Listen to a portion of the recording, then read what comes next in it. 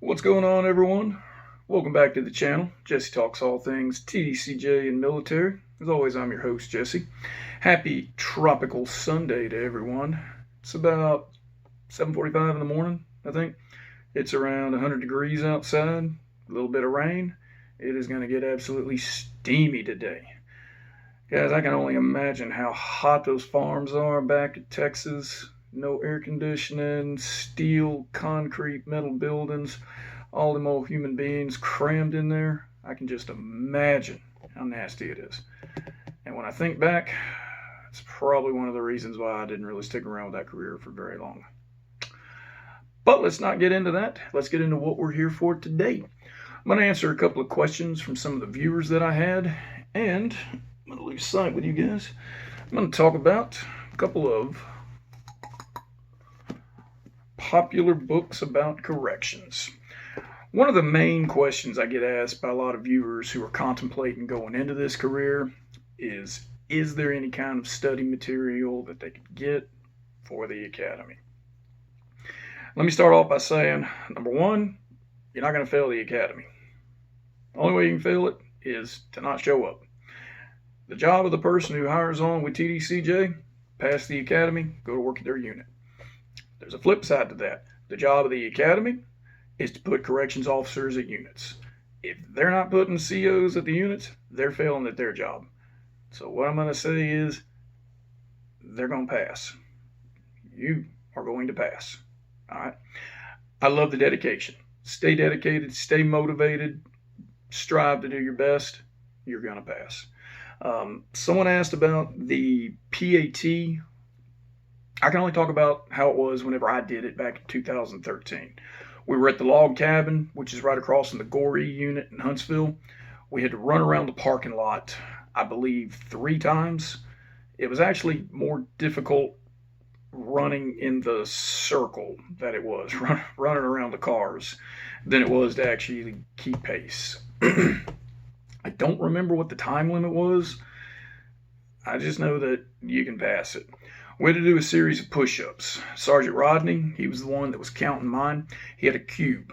The cube was about the size of a fist.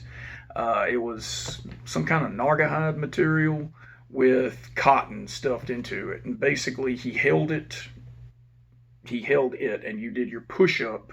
And when your chest touched the cube, that was your key to come back up. So that way, if you went down too far, it didn't count. If you didn't touch the cube, it didn't count. I don't remember how many we had to do. It wasn't that many. And then the sit-ups, it's 2 ways. Hands behind the head, you can cup your ears, you can interlace your fingers, elbows forward, or hands on the shoulders, elbows. You had to at least come up and touch your knees. The individual who was counting them, they would hold your feet, elbows, touch the knees, all the way back down. You didn't have to lay completely prone out. You had to get to where at least your shoulder blades were touching the deck. To where your shoulder blades were touching the floor. I don't remember how many we had to do. It wasn't that many. The other things you had to do, there was some stairs. You had to climb up 5 stairs. You had to climb back down 5 stairs. You had to do that a series of 5 times. There was a metal ladder. I think it was about, actually, no, I don't think. It was 5 rungs. You had to climb up 5, come back down 5. You had to do that 5 times. There was a weighted dummy drag. Simulated an injured person, be it a CO, a civilian employee, or even another inmate during an assault. You had to reach down, wrap your arms around the dummy. You didn't pick it up. You would drag it. You had to drag it at least 50 yards. There was no time limit, but once you started moving, when your feet started moving, you couldn't stop. You had to keep a steady pace. You go as fast as you want to. You go as slow as you want to. I saw some of the individuals, it took them, seemed like 5 minutes. They didn't stop, but their movement looked like they were on some kind of a slow time delay. It was absolutely ridiculous. So that's the PAT. Another viewer asked, could I make sense of how the 48-hour cycle works? It's really weird how that goes on. I don't know how it works today. I know that back 2013, 15, when I was there, this is how it worked. Everyone that came on shift, we brought a little pocket calendar with us. We kept it in our little not carry on, the little clear plastic bag that we brought whatever you needed to in. I always carried a bottle of water. I carried the officer handbook, the inmate handbook. I carried a bunch of I-60 forms, and a bunch of offender write-up forms. Excuse me. Inside that, I also carried a calendar, and we would mark off the days that we would work. When you got paid at the end of the month, a lot of times it would be short. Sometimes supervisor didn't turn in the time clock properly. Human resources might miss a day or two. This was our way to prove the days that we'd worked. So let's pretend it's July 6th. It's Tuesday. We're on a 4 on, 4 off, 12-hour schedule. July 6th, 7th, 8th, 9th. That's Wednesday, Thursday, Friday, Saturday. Weekends don't matter. The only day specifically that really mattered, at least in segregation, was on Sunday. Sunday, we didn't pull the inmates out and take them to rec. We pulled them out for showers. We served them chow. It was a little bit more of a chill day for the officers. Sunday was also the day that the games would play, be it baseball, football, something. That was when they were all listening to the radio and all racking up their debts. And then Monday, Tuesday, there they are paying them back. All right, so let's talk about some numbers. 12 times 4 is 48. Where do those extra 8 hours go? When I worked at Styles, that went to the comp time. So here's how it would go. The 6th through the 10th, those were the 4 days that I worked. 48 hours. 40 hours went to pay. 8 hours would go to that comp time. That was July 6th to the 10th. 11th, 12th, 13th, and 14th, I would be off. 15th, 16th, 17th, and 18th, on shift. 19th, 20th, 21st, 22nd, off. 23rd, 24th, 25th, 26th, on. 27, 28, 29, 30, off. So essentially, you would work around 2 sets, sometimes 3 sets, depending on how it worked. 8, 16, 24. There are roughly 24 days in the 4 on, 4 off kind of a cycle. So those 40 hours would go toward your pay. Essentially, you would get your 160 hours each month for pay. Yes, it was salary. It was also broken down by hour. Those 8 hours rolled into comp time. 8, 16, 24, 32. You would get roughly 24 hours, sometimes 32, depending on when your cycle started at the month. You'd get roughly around 32 hours each month of comp time. 12-hour shift, that roughly equates to around 2 days off, sometimes 2.5 days off each month. What do you do with that comp time? Comp time stays on your books. It would accrue for up to 2 years. At the end of 2 years, you would lose every bit of it.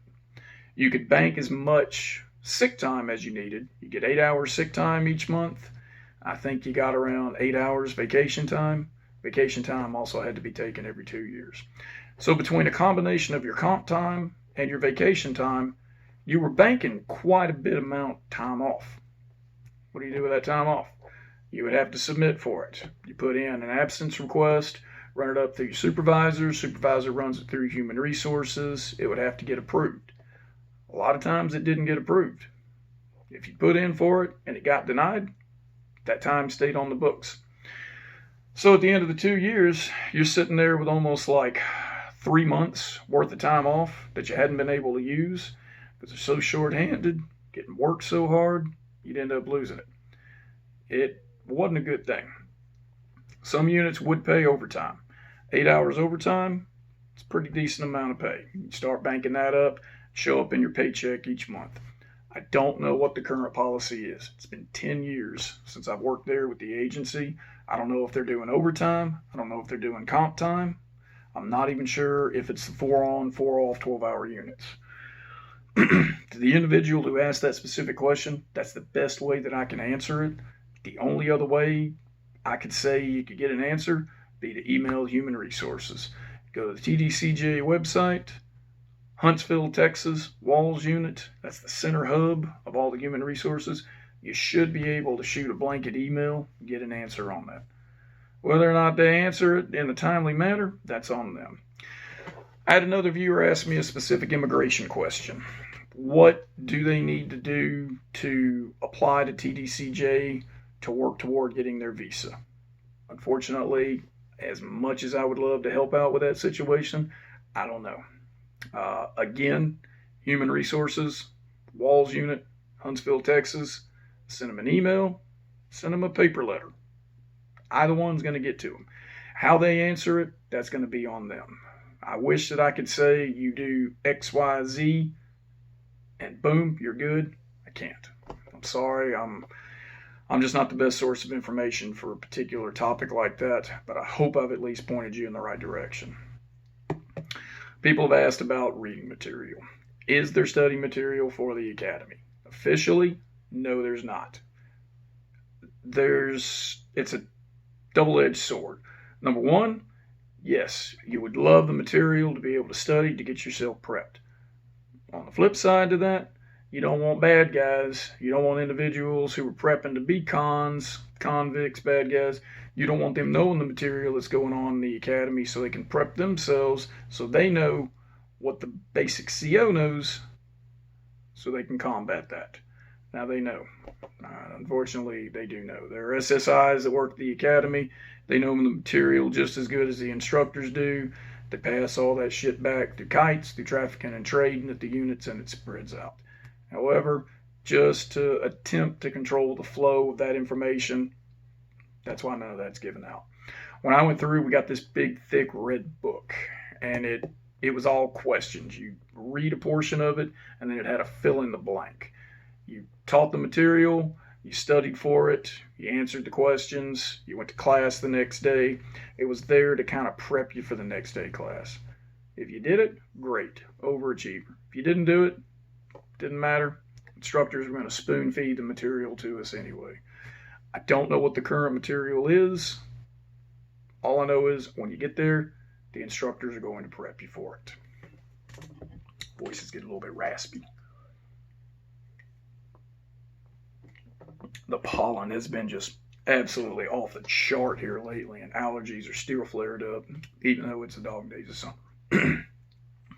So let's talk about some of these books that I got here. Now, because of copyright purposes, I can't read them to you. Not that you would want me to read them to you. It would be the absolute most boring content, and the channel wouldn't last a week if it was read along with Jesse. But I can at least show you the pictures of them, give you a little bit of material. First one that I got, it's a little bit awkward because I am backwards. Corrections Officer's Guide to Understanding Inmates. It is written by Laron Kuntz, I believe is how you pronounce that.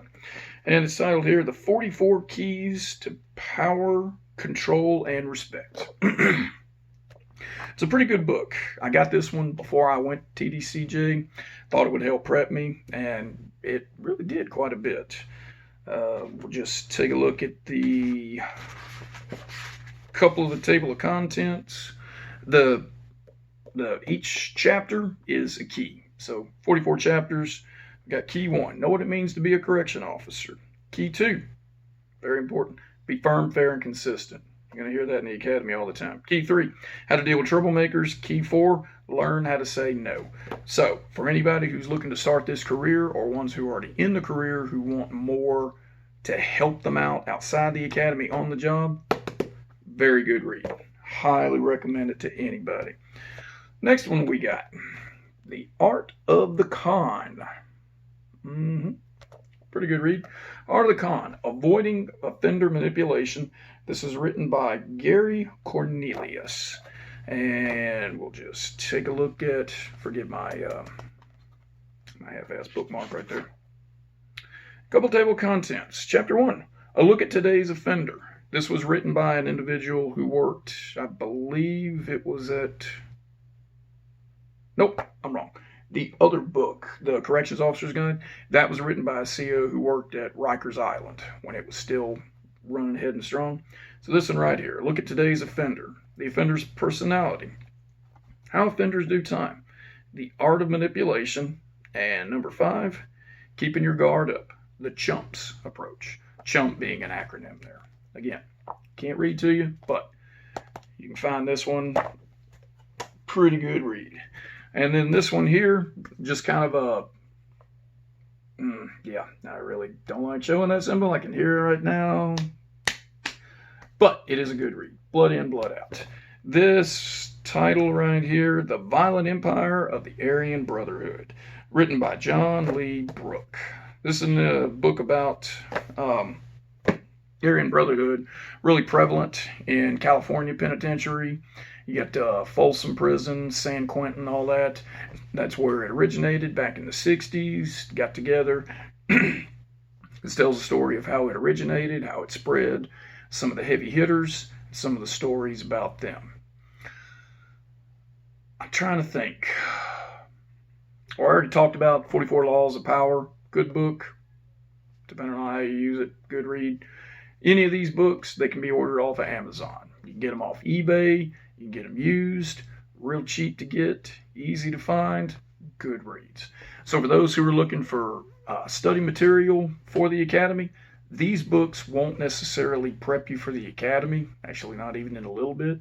They will help prep you for the offenders, inmates, convicts, bad guys that you're going to be dealing with when you get on the units. Those who are in the job, if you want to brush up on some good material, that's some good reads. I like them. I'm going to go ahead and close out this video, folks. I'm not going to keep it any longer. I'll save the story for the one that I was going to talk about in the next one. This video is long enough. Hope you guys have a great rest of your weekend. Man, everyone stay cool on these dog days of summer. I'll see you guys in the next video. Carter's out.